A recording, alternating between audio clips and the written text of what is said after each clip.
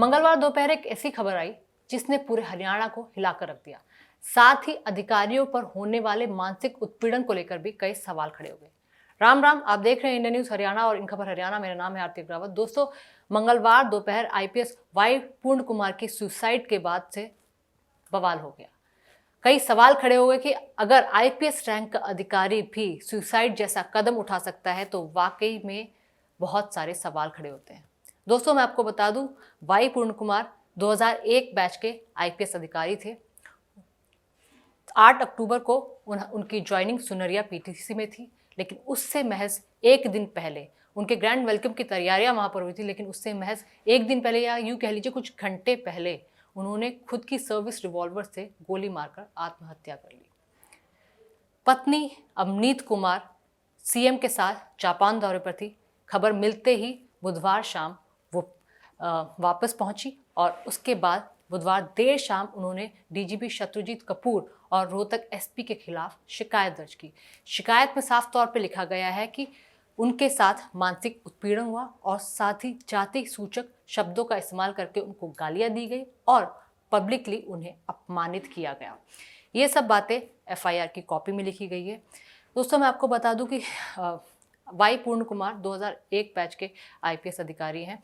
लंबे समय से पुलिस महकमे के साथ काम कर रहे हैं और सुनारिया ट्रेनिंग सेंटर में उनकी ज्वाइनिंग थी। लेकिन उससे एक दिन पहले उन्होंने ऐसा कदम उठाया जिसने न सिर्फ परिवार बल्कि पूरे पुलिस महकमे पर सवाल खड़े कर दिए।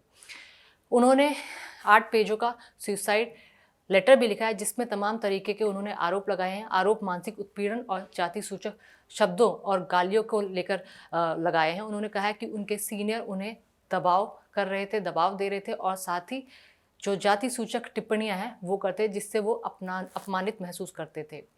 साथ ही ये भी कहा जा रहा है, खबरें ये भी बताती हैं, सूत्रों के हवाले से ये भी खबरें हैं कि उन्होंने अपना सुसाइड लेटर अपनी पत्नी और दोनों बेटियों को भेजा था। मंगलवार दोपहर जब ये पूरा सिनेरियो हुआ, उस वक्त आईपीएस वाई पूर्ण कुमार ने अपने रसोइयों से कहा था कि मैं नीचे बेसमेंट में जा रहा हूँ और कोई भी मुझे डिस्टर्ब मत करना, और जब मेरा काम हो जाएगा मैं खुद ऊपर आ जाऊंगा। और कहा जाता है कि उन्होंने लाउड म्यूजिक लगा दिया था। उससे पहले 6 अक्टूबर को ही उन्होंने अपनी विल यानी अपनी वसीयत तैयार कर ली थी, जिसमें अपनी विल में उन्होंने सब कुछ अपनी पत्नी अमनीत कुमार के नाम कर दिया। अमनीत कुमार खुद एक आईएएस अधिकारी हैं और साथ ही उनकी बेटी अमूल्या, छोटी बेटी अमूल्या बाजार गई थी। लेकिन जब उसने वापस आकर देखा तो उसने अपने पिताजी के, अपने पापा के कान पर रिवॉल्वर लगी थी देखी और खून बह रहा था। उसके बाद उसने तुरंत अपने मामा को इन्फॉर्म किया, जो आम आदमी पार्टी से विधायक बताए जा रहे हैं। और उसके बाद से तो सारी तस्वीरें, सारे किस्से आम हैं।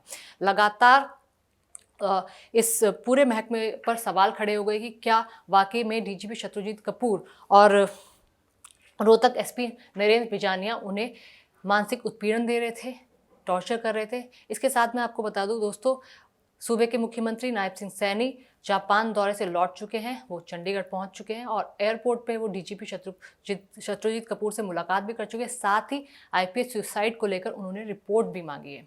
इसके अलावा मैं बता दूं दोस्तों, आज उम्मीद की जा रही है कि आईपीएस का पोस्टमार्टम हो सकता है। कल पोस्टमार्टम के लिए, बीते दिन पोस्टमार्टम के लिए पत्नी ने मना कर दिया था। उनका कहना है कि जब उनकी बड़ी बेटी अमेरिका से वापस लौट आएगी उसके बाद ही वो डिसाइड करेंगे पोस्टमार्टम कब होना है। उन्होंने साथ ये भी कहा कि पोस्टमार्टम के दौरान, पूरे पोस्टमार्टम के दौरान उनकी पत्नी, आईएएस पत्नी, खुद वहाँ पर मौजूद रहेंगी और वीडियोग्राफी के जरिए हर एक चीज़ पर नज़र रखेंगी। उसके बाद ही वो अपने पति का अंतिम संस्कार करेंगी।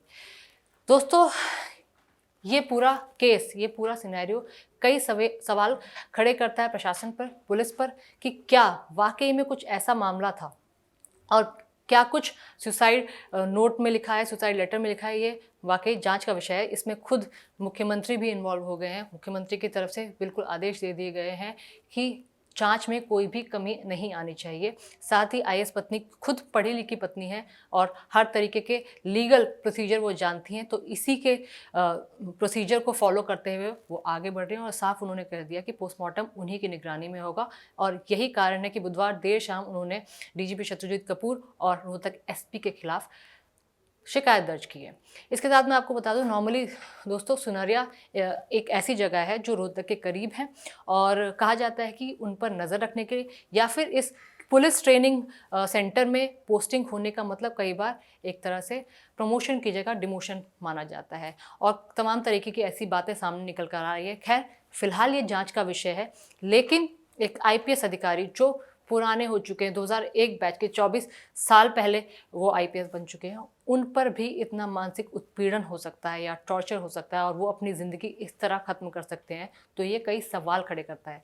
हालांकि जो सूत्रों के हवाले से खबरें हैं उसमें ये भी कहा जा रहा है कि आईएएस पत्नी के साथ उन्होंने कुछ चीज़ें पहले साझा की थी, लेकिन शायद वो पूरी तरीके से उनको बता नहीं पाए थे। 6 अक्टूबर को उन्होंने बिल तैयार कर ली थी, अपनी वसीयत तैयार कर ली, जिसमें सब कुछ उन्होंने अपनी पत्नी के नाम कर दिया था। यानी कि उनकी तैयारी, वो ये कदम उठाने वाले हैं, हो सकता है उनकी तैयारी पहले से ही थी। लेकिन फिर भी ये जांच का विषय है। पोस्टमार्टम में काफ़ी चीज़ें साफ होगी कि क्या कुछ उनके साथ घटित हुआ है उस दिन और ऐसा कदम उन्हें उठाना पड़ा। बाकी सुसाइड नोट की भी जांच होगी और उम्मीद की जा रही है कि सच सामने आएगा। दोस्तों, इस पूरे केस को लेकर आपकी क्या राय है? क्यों आईपीएस वाई पूर्ण कुमार ने ऐसा कदम उठाया होगा?